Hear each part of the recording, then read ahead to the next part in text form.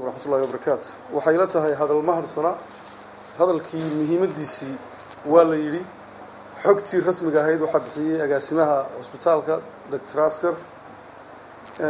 أرنتن جورنال كقري كنتي وارن تعايدة وانسل يراتون الهين بيان وان عمبارين يا جورنال كاس يعدي كدم بيسي مقال كابا عدي دونتبهات ومقال ويك كل با إنه هو يهي مصير لقى مسيرسين يهي adeegyada caafimaad ee aadka u koraya ee cusbitaalka ka socda waxaan ka shakisanahay ama aan isleeyahay waxa lagu kula private clinics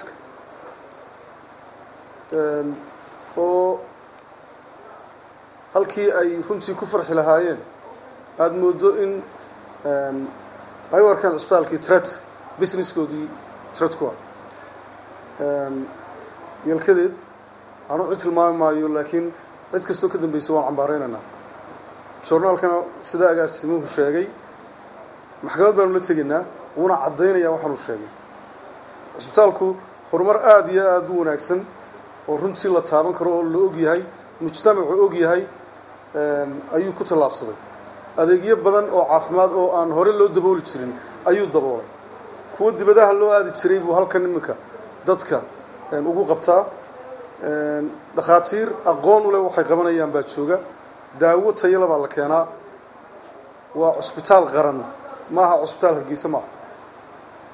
وعسبيتال والناشنال هوسبيتال واي وحا اللوغي مادا لما مدلك يدلك دبدي سوا مركا والريفيرال هوسبيتال وين ريجنال هوسبيتال ماها ووح لغو فاني كرو وحا يمكا عسبتال كسعودا ووحان هورو جيري جيرين ماشي ومانتا مرايو وليد عسبتال ودن ku yaallay ma gaarin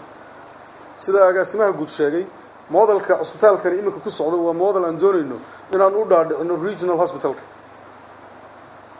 waa cusbitaal isku filaaday dadkiina ku filaaday waad arkaysaan tirada dadka iyagoo soconaya inta yimaadaan maalintii la daweynayo agaasimuhu inoo sheegay inta jiifta ee loo adeegayo inta la qalo 1900 qof baa sanadkii hore la qalay saddex qof baa dhintay waa dareemi kartaa 1900 qof oo la qalay oo saddex dhimatay 1800 bay hadda maraysaa soo far saddex qof baa dhintay marka waa dacaayad propaganda oo indhala waxa foora qoray mujtamacana waxaan uga digayaa waxyaalaha la qoro ee joornaaladu qoraan in ay iska hubsadaan joornaaladana waxaan ka codsanayaa inay ilaaliyaan ethicska journalismka saxaafadda inay ilaaliyaan inay iska daayaan beenta iyo majarahabowga ay ku ridayaan mujtamaca lama baahna waa inay noqdaan constructive oo ay dadka hagaan dadka ku hagaajiyaan meesha wanaagsan dadka ku baraarujiyaan waxa wanaagsan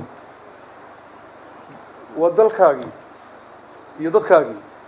inaad wax u dhinto looma baahna inaad wax tirto mooyaane mujtamacana waxaan mar labaad iyo mar saddexaad buu sheegayaa in ay ka faa'iideystaan arrintani waa been cusbitaalka inaad ka faa'iideysataan indhaha macallina dadku way ogyihiin cusbitaalka wuxuu qabto 24 saacadood wuu furan yahay 24 hours wuu furan yahay dhakhaatiir baa isbedelaysa xirfadlayaal caafimaad oo kala gedisan isbedelaya maamulka isbedela 24 saacadood muddo adeega marka hadalka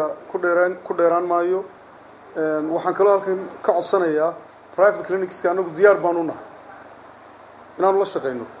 oo aan wada shaqeyno oo aan dadku wada adeegno oo dadka adeegyada caafimaadka wada gaarsiino waxaan jecelahay in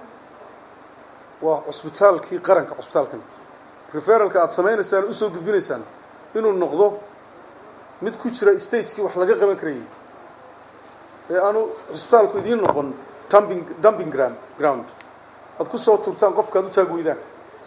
waxa dhacday inta badan inta xitaa dhimatay sida maamulka cusbitaalku ii sheegay waa dad in badan lagu hayay private clinic oo lacagtii laga dhamaystay waxba laga qaban kari waayey xabaasha qarkeedii maraya yaa cusbitaalkii loo keenaya muxuu private business ku usoo tuuraya qofka two reasons mid waxa weeye waxba kama qaban karo waxa arkayna waxba laga qaban karin midna waxa weeye in clinicskiisa dhimashada uu ka yareeyo oo lagu dhiman waxaan codsanayaa idinkoo dadka u danaynaya inagoo dhan inoo danaynaya qofka aad soo gudbinaysaan ama aad u soo diraysaan cusbitaalka ama aad leedihiin dibadaha loo qaadaba inuu yahay qof ku jira stage weli rajale marka rajale aan dhacdo ku hay meeshaada cidna ha u gudbinin eed ogaato in waxba laga qaban karo intaasna waxaan u sheegayaa private business clinicska waxaanu u sheegaynaa in aanu aad iyo aad u soo dhaweynayno wada shaqayntooda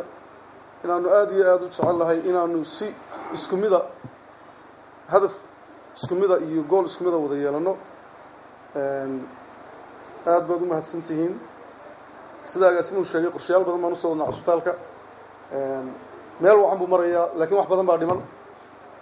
ilahay idinkiina waxaan rajeynayaa waxa dhiman inay inoo hagaagaan dhismahu waa number 1 oo cusbitaalka 1953 baa la dhisay 1953 hargeysa 100,000 ka yar baa ku noolay iminkana milyan baa degan 30,000 waa ku noolaa iminkana milyan bay ku dhow yihiin haddaanay ka badnayn cusbitaalka waxa weeye capacity-gii loogu talagalay oo ahaa around 60,000 less than 100,000 wuxuu doonaba noqdo ayaa waxaa isticmaalaya 4 million oo hargeyso keliya maaha 6 gobolba way isticmaalayaan oo dadku ka imanayaan marka tan ugu daran iminka waxa weeye infrastructure-ka in aanu helo dhismo international standard ah capacity-ga dhowrka milyanna leh insha Allah sida uu sheegay master plan-kii waan sameynay fundskii un baa iminka issue ah yana ilaahay uu noo fududeyn doonaa